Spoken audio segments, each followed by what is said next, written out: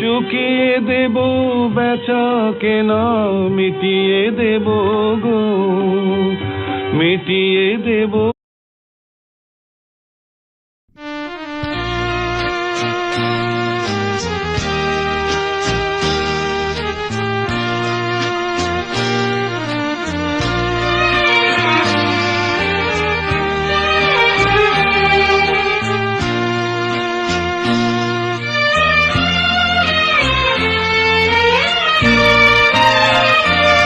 সারাদিন ভিডিও অবস্থায় বলছি, তোর অনেক লাভ দেখলাম, যদি সম্ভব হয় আসার সময় আনবি।